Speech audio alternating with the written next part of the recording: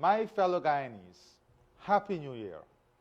It is with immense joy and optimism that I extend warm greetings to all Guyanese, both at home and those in the diaspora, as we bid farewell to the old and welcome the new.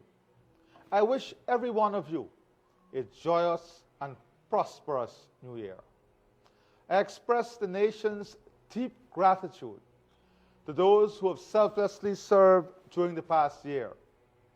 To our brave men and women in uniform, we owe a depth of appreciation for the sacrifices they have made and continue to make in maintaining vigilance against all threats, from within and beyond our borders. Their dedication ensures the safety and security of our motherland. To the nurses, doctors, and all medical personnel who have been guardians of our health and well-being, we extend a heartfelt appreciation. I also extend a special word of thanks to our educators who continue to shape the minds and values of our youth. The same gratitude extends to our public servants, farmers, fisherfolk, miners, and foresters, each playing a vital role in our national development. To our mothers and fathers, our elders, we recognize and appreciate your invaluable contributions. The lessons you impart and the wisdom you share are the bedrock upon which the strength of our society is built. To the young people of our nation, thank you for your vitality and vision for a better world. Your enthusiasm and energy infuse us with hope and inspire us to strive for a better tomorrow. Heartfelt acknowledgement is also extended to the private sector, which has remained steadfast at the wheel of our economy, helping to steer our nation towards our goal of shared prosperity. As we step into the new year, we are filled with the promise of a fresh start.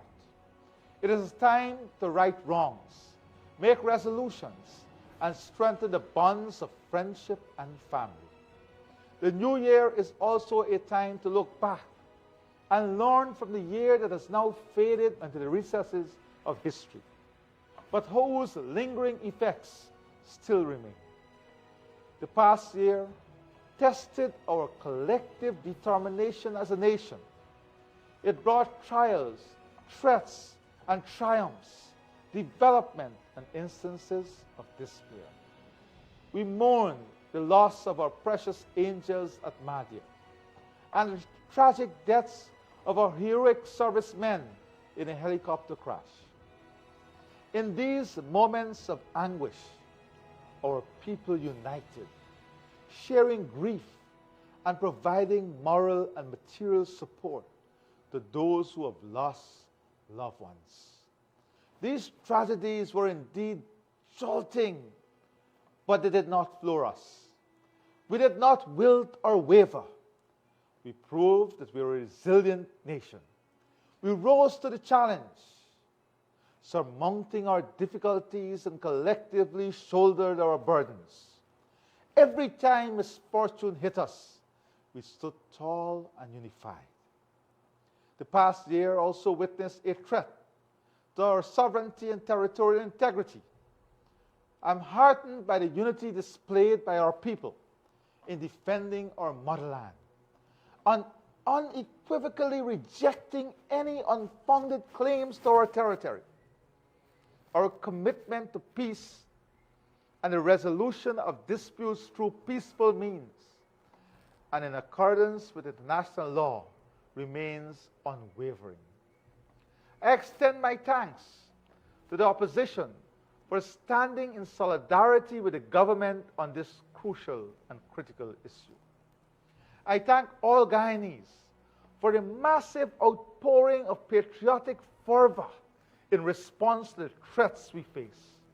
Together, we presented a unified front against threats to our territory, reinforcing our collective determination to protect the sovereignty of our beloved Guyana. The past year also saw successes and triumphs. Our economy remains on a rock-solid footing, registering in 2023 phenomenal economic growth that is estimated at almost 40%. This achievement is not just a number. It is a reflection of the concerted efforts and strategic decisions made to propel our economy forward.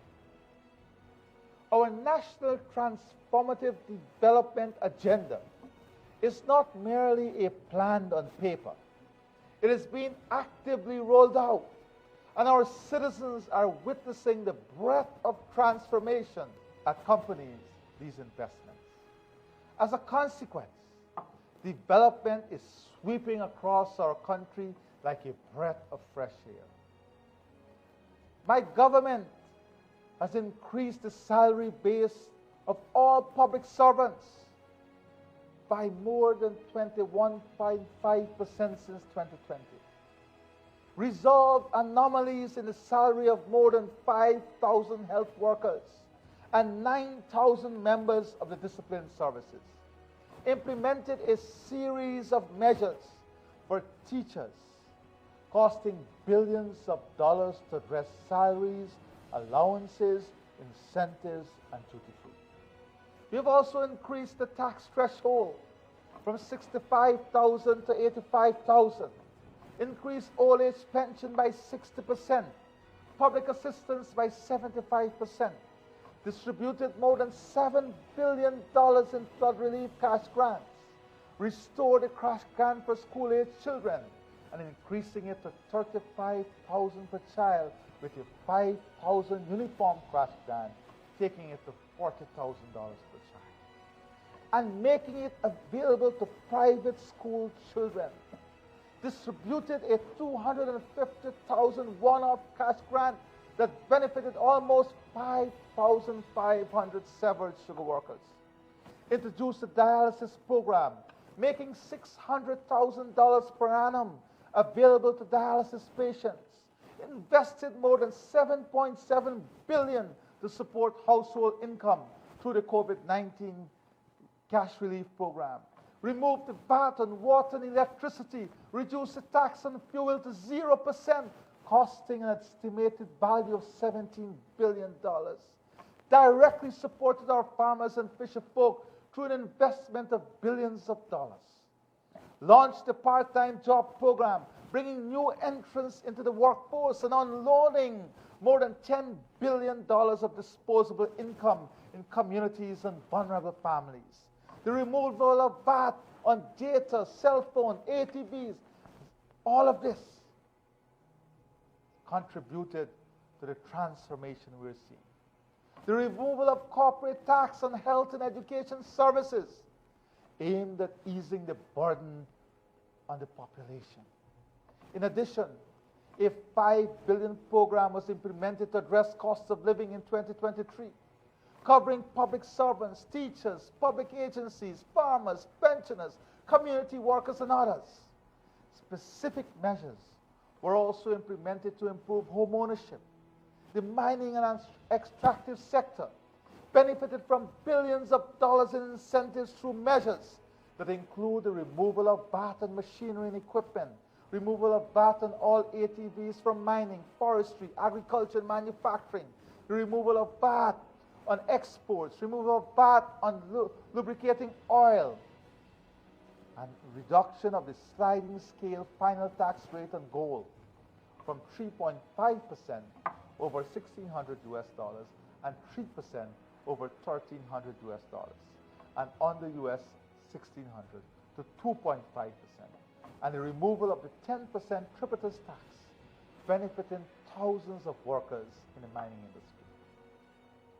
From the national to the regional and local levels, our infrastructure is undergoing improvements. The government's commitment to building a modern and efficient economy is evident in incredible changes taking place. Roads, bridges, schools, hospitals, and public facilities are being constructed and upgraded and enhancing connectivity and accessibility for all Guyanans. Investments are pouring into our nation, creating economic opportunities for growth and job creation. The private sector, an essential partner in our journey, is firmly at the helm of our economy, contributing to the steering of our nation towards further prosperity. Investments, both domestic and foreign, are instrumental in driving the engine of progress and securing a better life for our people and future generations. Guyana continues to provide regional and global leadership, particularly in the crucial areas of food, energy, and climate security. Our commitment to these critical issues reflects our understanding of the interconnectedness between global, local, and regional challenges and the need for collective action. By leading in these areas, we not only contribute to our well-being, but also to making the world a better place. In 2023, we did not only shine in the area of our economy.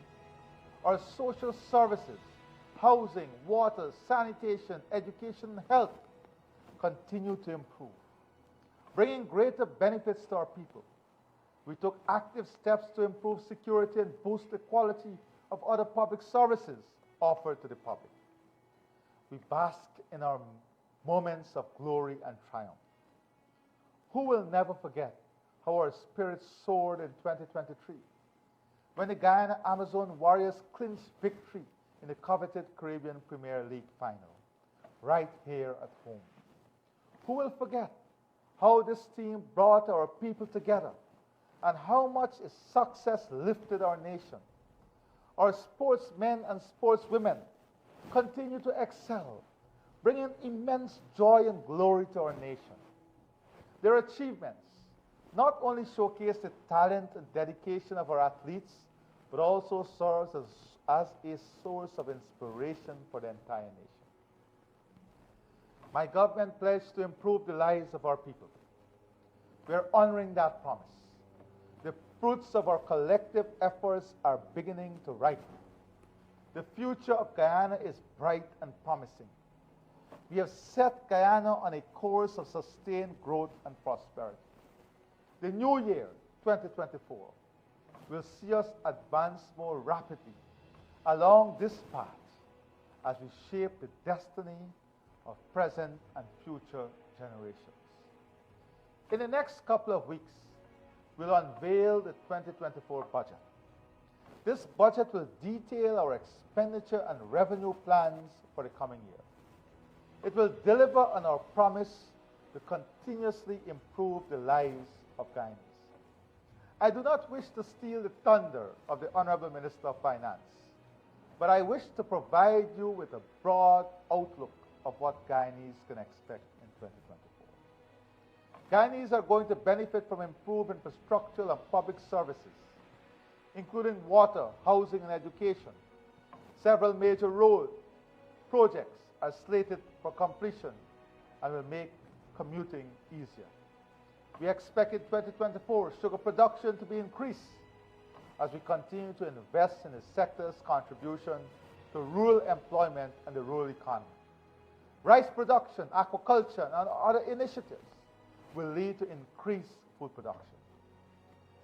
This new year, we'll also see significant investment in education, including preparations for the rollout of pre-university education in 2025. The capacity and capabilities of our defense force will be strengthened to allow for improvements in the defense of our sovereignty and our territorial integrity. The carnage on our roads will be greeted with a robust road safety and traffic management plan. I intend to have a national conversation on this issue within the coming days.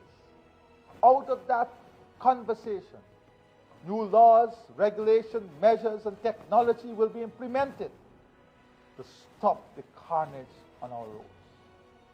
Cost of living interventions will be made to cushion any spikes in prices in our economy. We want to put more money into the pockets of people.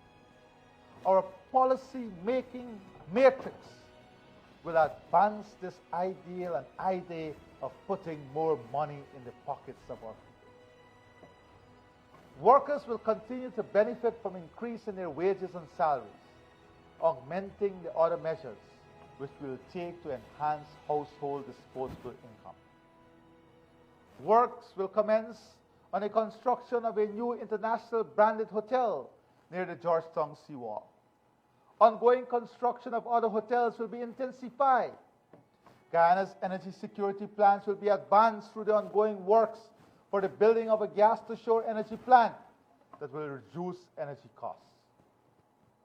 The hinterland electrification program will be expanded to bring electricity to more hinterland residents. Investment in culture and sport infrastructure will see improvements in sport grounds, play fields, and cultural facilities.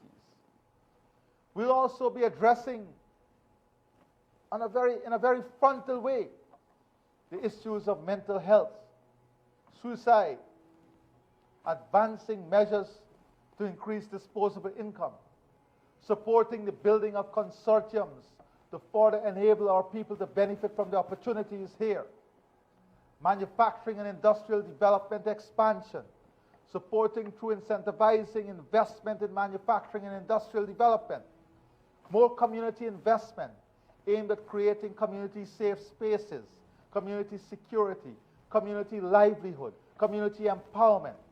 We'll see a robust plan to further advance the security, architecture, and infrastructure of our communities and country. Direct policies and policy orientation towards tourism initiatives and expanding our tourism product. A comprehensive strategy to address squatting, especially on the Linden-Soos Dyke Highway. These are some of the measures, some of the issues that we'll confront in a very frontal way in 2024.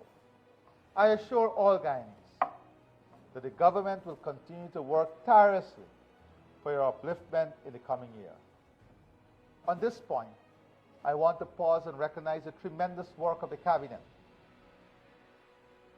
the government, and all those technicians who are supporting the multitude of projects and investment that are geared at the transformation of our country. I thank your families for allowing you the extended time in national service. Together, let us face the challenges and embrace the opportunities that lie ahead, confident in the strength of our unity and the promise of a brighter future. May the new year bring prosperity, peace, and progress to every one of you. Happy New Year, and God bless you all.